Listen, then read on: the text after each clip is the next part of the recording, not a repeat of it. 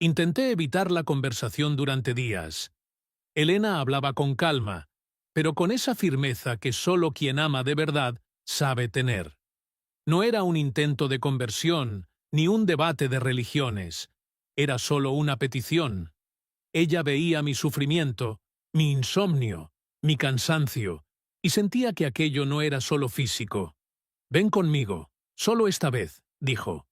«No necesitas rezar, no necesitas decir nada, solo ven». Acepté más por agotamiento que por convicción. Ya no tenía más respuestas.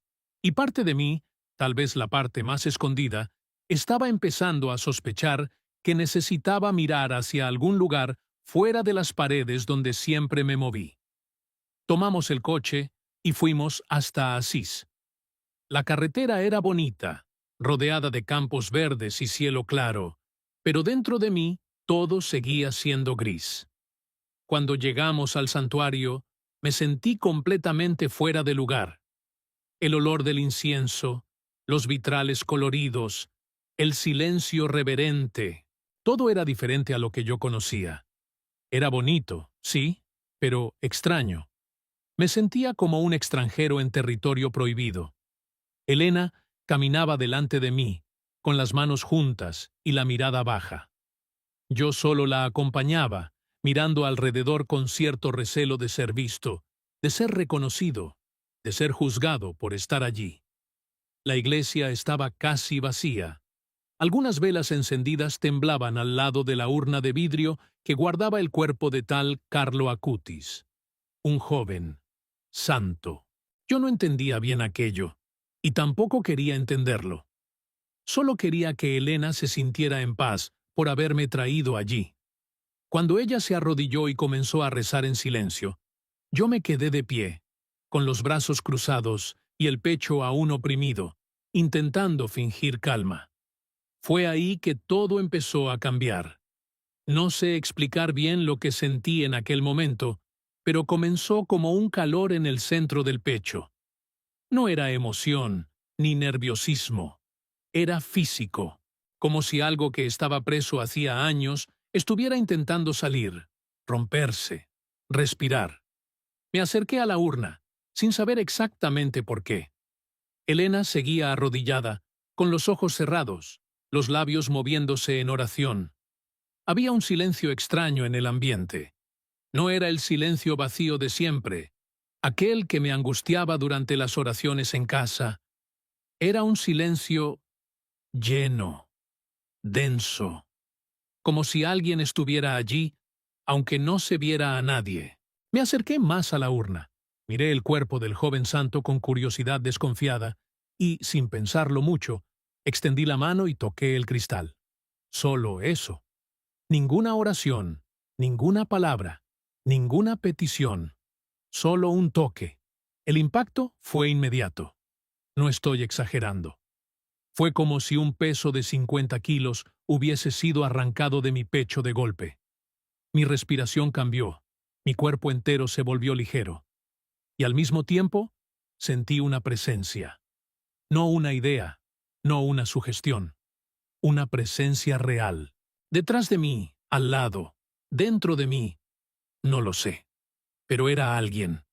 Una presencia viva, fuerte y totalmente diferente a todo lo que yo ya había experimentado en toda mi vida de fe. Me giré rápido, como si alguien me hubiera tocado el hombro, pero no había nadie cerca. Elena continuaba arrodillada, y los pocos otros fieles estaban distantes. Mi corazón se disparó, no de miedo, sino de algo nuevo. Un tipo de certeza extraña comenzó a crecer dentro de mí, una certeza que yo no quería tener, que no estaba listo para aceptar. Algo sobrenatural acababa de ocurrir allí, y yo no tenía idea de cómo lidiar con eso. Me quedé parado allí, en silencio, sin saber si sentarme, si salir, si llorar. Intenté respirar hondo algunas veces, esperando que aquella opresión volviera, como siempre hacía. Pero no volvió. Ya no había dolor, ni presión, ni peso, solo un vacío extraño, como si alguien hubiera sacado todo hacia afuera y dejado espacio. Mi cuerpo estaba bien, pero mi mente estaba en shock. Intenté racionalizar, como siempre hice. Tal vez el cristal estaba caliente. Tal vez era el ambiente. Tal vez era psicológico. Pero ninguna de esas excusas servía de verdad. Porque lo que sentí allí no fue solo físico. Fue espiritual. Yo simplemente no quería admitirlo en voz alta. Cuando Elena se levantó, me miró con una expresión de paz y preguntó en voz baja si yo estaba bien. Solo conseguí responder asintiendo. Por dentro, estaba completamente desmoronado. En el camino de vuelta, el silencio entre nosotros era diferente. No era incómodo, ni forzado. Era un silencio que hablaba mucho. Yo miraba por la ventana del coche e intentaba encontrar algún argumento, cualquier explicación que me devolviera el control. Porque todo lo que yo creía, todo lo que seguía con tanta certeza, estaba ahora siendo puesto en jaque. No le dije nada aquel día. Fingí que estaba cansado. Pero aquella noche, cuando me acosté, algo nuevo ocurrió. Por primera vez en años, sentí ganas de hablar con Dios. No con fórmulas preestablecidas, no con liturgias o citas, sino con palabras simples, como quien habla con alguien a quien conoce de verdad.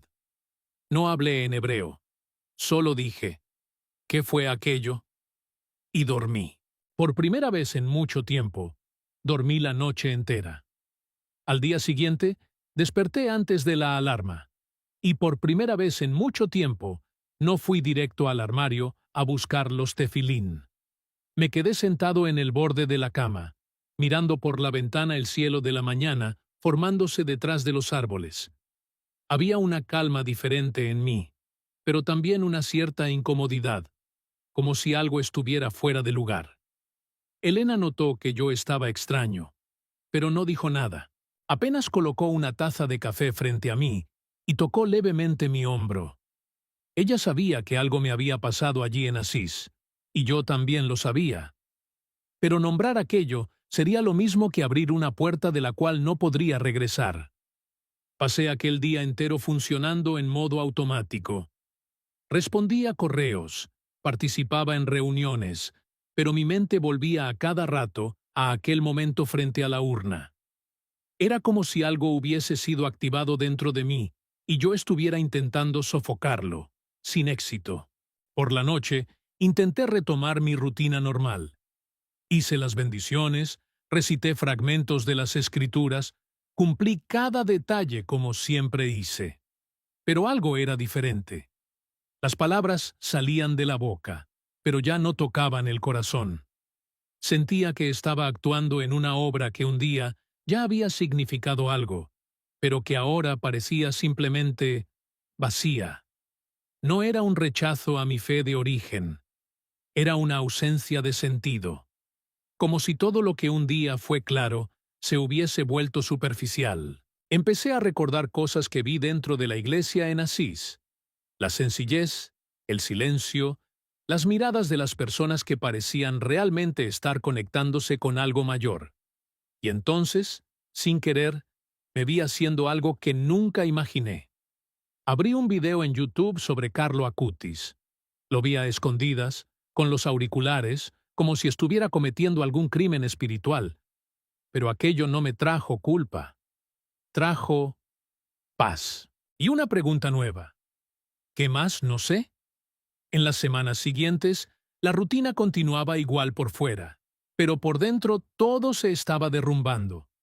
Me encontraba pensando en Jesús, no como el personaje histórico distante que siempre aprendí a descartar, sino como una presencia real, casi familiar. Era extraño incluso para mí pensar en eso. Algo dentro de mí resistía con fuerza, como si mi mente gritara, no, mientras mi espíritu murmuraba, sí. Empecé a tener sueños. No eran sueños místicos ni visiones teatrales, eran encuentros. Soñaba con una luz, con una voz que no era voz, pero que yo entendía. Despertaba sudando, confundido, a veces llorando. Y lo más difícil era que, incluso con toda la incomodidad, Yo no quería que aquello parara. Necesitaba entender. Empecé a leer a escondidas. Evangelios, testimonios, artículos que explicaban experiencias de judíos que habían tenido encuentros parecidos. En muchos puntos me veía en ellos. Era como si estuviéramos en una misma travesía, cada uno con su equipaje, intentando cruzar un río sin saber qué había del otro lado. Pero el conflicto era real y pesado, porque sabía que, si daba un paso más en esa dirección, lo perdería todo. Mi nombre, mi lugar, mi historia, mi familia. Mi padre, si lo supiera, jamás perdonaría. Él era el tipo de hombre que preferiría verme muerto antes que arrodillado ante una cruz. Eso no era exageración, era realidad. Crecí viendo lo que pasaba con aquellos que se desviaban de la tradición. Fui enseñado que abandonar el camino era cortar el hilo que nos unía a Abraham. Entonces me preguntaba, ¿será que estaba traicionando todo lo que era sagrado? ¿O será que estaba finalmente encontrando al Dios que siempre busqué, pero en otro lugar? Esas preguntas no me dejaban en paz. Y fue exactamente esa incomodidad la que me hizo, en una tarde lluviosa, buscar una iglesia vacía en el centro de la ciudad y entrar por primera vez solo. La iglesia estaba casi vacía cuando entré. Era una construcción antigua, con bancos de madera oscura y vitrales coloridos que dejaban entrar la luz en tonos diferentes. Olía a madera vieja, vela derretida y algo que yo no lograba identificar. Caminé despacio, con las manos en los bolsillos, como quien no quiere llamar la atención. Había una señora sentada al fondo, pasando un rosario entre los dedos, y un sacerdote con sotana negra arrodillado frente al altar. Nadie me miró, nadie me cuestionó. Me senté en un banco más apartado y me quedé allí, inmóvil, intentando entender qué estaba haciendo en aquel lugar. No sabía si podía rezar, no sabía si debía, pero incluso en silencio, algo dentro de mí estaba hablando. Era como si una parte olvidada de mi alma estuviera siendo llamada por su nombre y estuviera finalmente respondiendo. No lloré, pero casi. Cerré los ojos y, por primera vez, hablé con Jesús. No sé ni explicar cómo lo logré. No fue bonito, ni teológicamente correcto. Solo hablé. Si eres tú, si fuiste tú a quien sentí, entonces muéstrame qué hacer. Fue eso. Así de simple. Y no hubo luz del cielo, ni música de fondo, ni escalofríos. Pero hubo paz. Una paz tan concreta que me dieron ganas de acostarme allí mismo en el banco y quedarme. Cuando abrí los ojos, miré el crucifijo en lo alto del altar. Nunca había mirado ese símbolo con atención. Siempre me enseñaron a evitarlo. Pero, en aquel instante, no vi condena. Vi compasión, un dolor que era conocido, una mirada que decía, yo sé. Y solo eso fue suficiente para salir de allí diferente. A partir de aquel día, todo cambió. No de forma visible, todavía. Yo seguía yendo al trabajo, usando la kipá, participando en los eventos de la comunidad. Pero dentro de mí, algo se había desplazado de manera irreversible.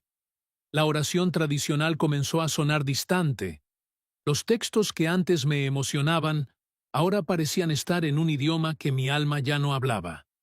Y al mismo tiempo, cada vez que abría el Nuevo Testamento, a escondidas, con miedo de ser descubierto, sentía que estaba leyendo algo escrito directamente para mí.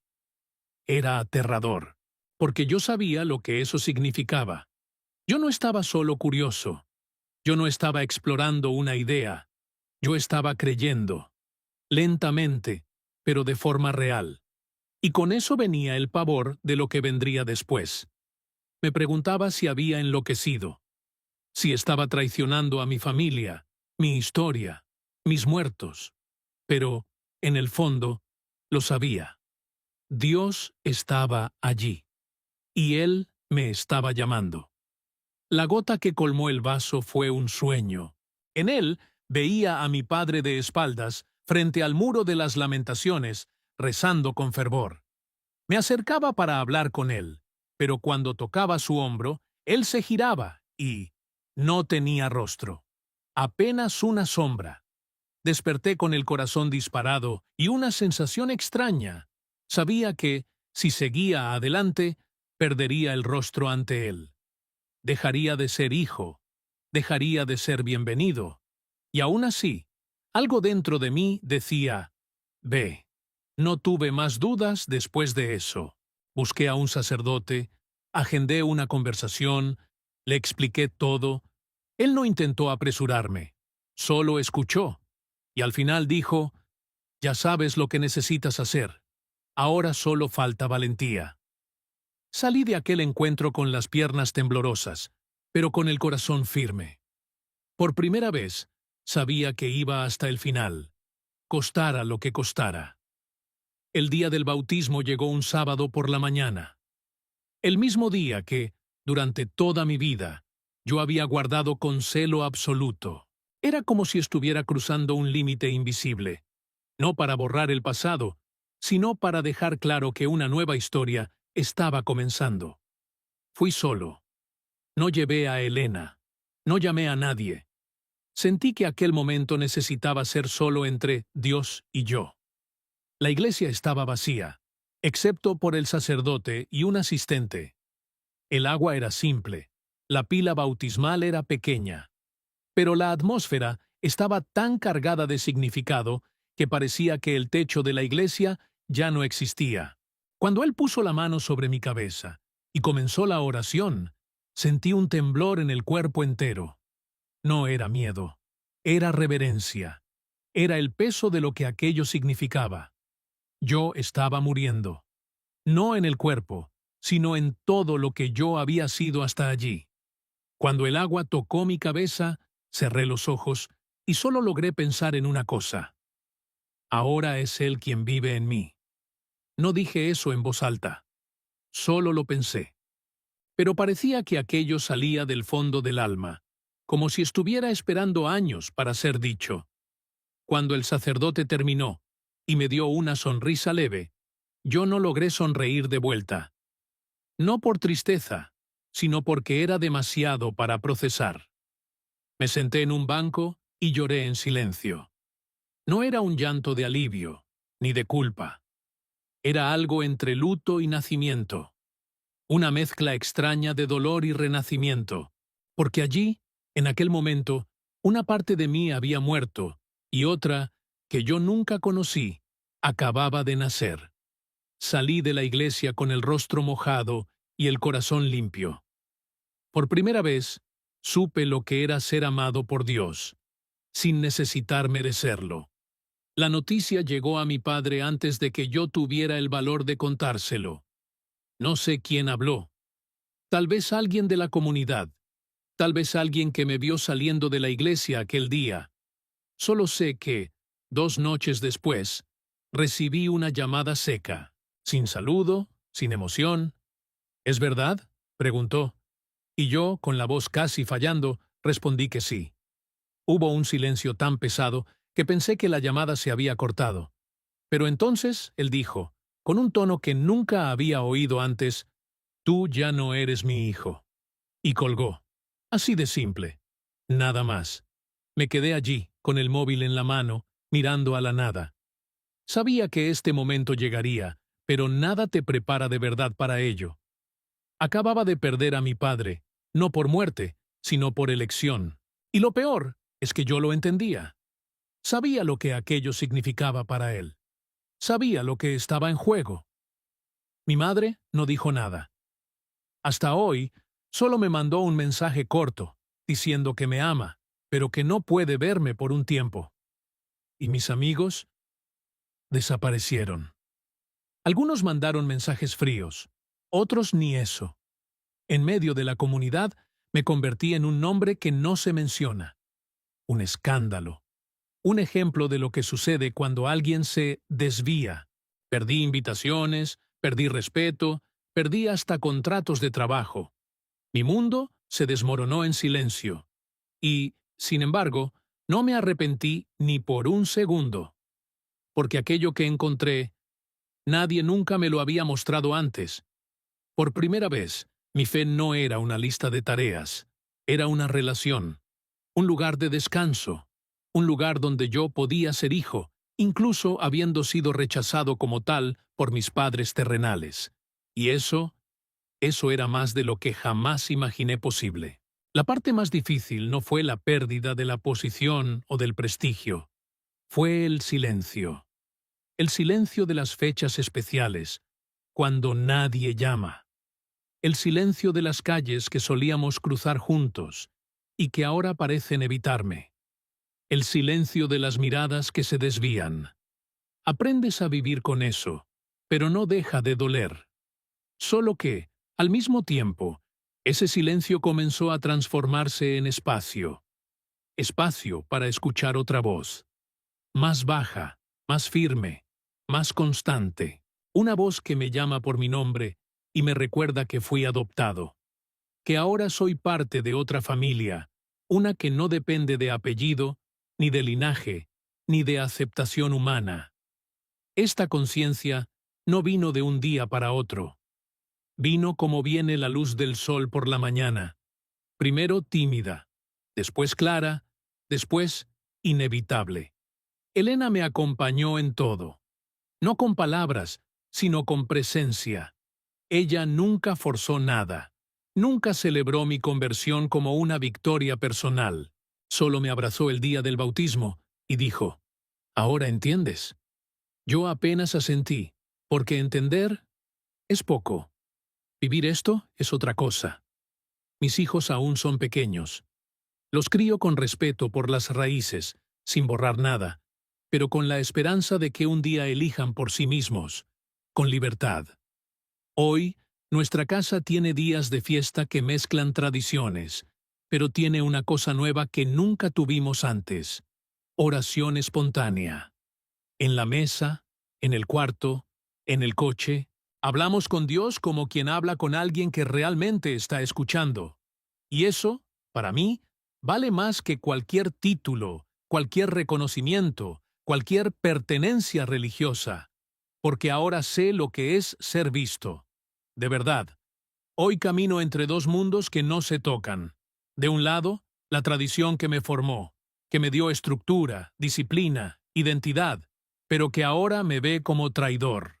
Del otro, la fe que me rescató, que me mostró un amor que no depende del mérito y una presencia que no me abandona, incluso cuando todo lo demás se va. Ya no pertenezco completamente a ningún lugar visible.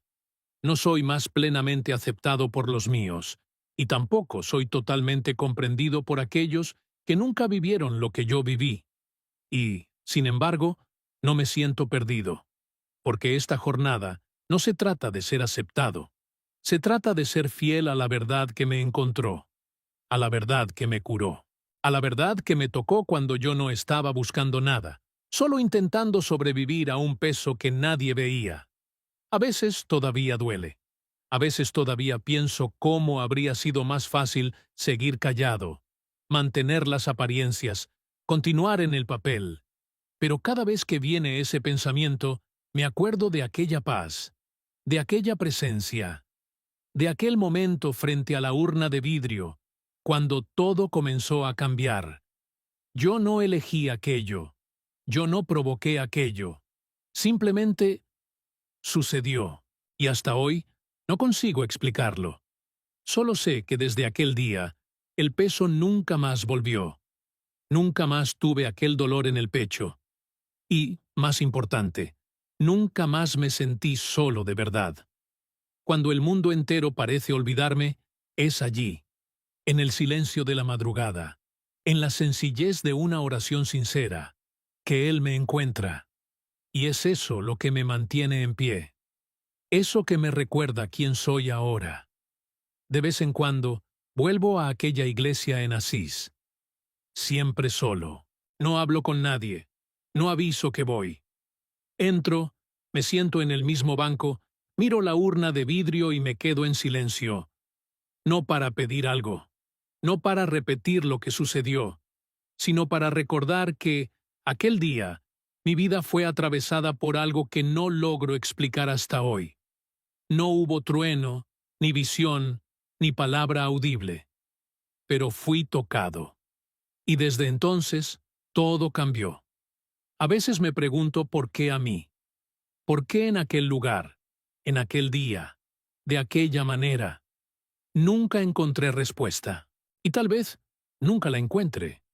Pero también aprendí que no todo lo que es verdadero necesita ser explicado. La última vez que estuve allí, me levanté para salir, y por un impulso, toqué el cristal de la urna una vez más. No sentí nada, ningún calor, ningún escalofrío, ninguna cura. Apenas un leve reflejo de mi mano apoyada sobre el cristal, y por un segundo tuve la sensación extraña de que había alguien del otro lado. No una figura, solo la certeza de que yo no estaba solo. Di un paso atrás, respiré hondo, y me fui. Y es eso. No hubo final grandioso. No hubo milagro visible. Solo hubo presencia, silenciosa, firme, incontestable. Desde entonces sigo viviendo, sin escenario, sin etiqueta, sin saber a ciencia cierta cómo explicar lo que viví.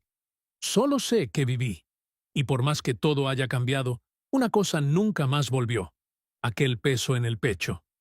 Desapareció en el instante en que toqué el cristal, y nunca más volvió.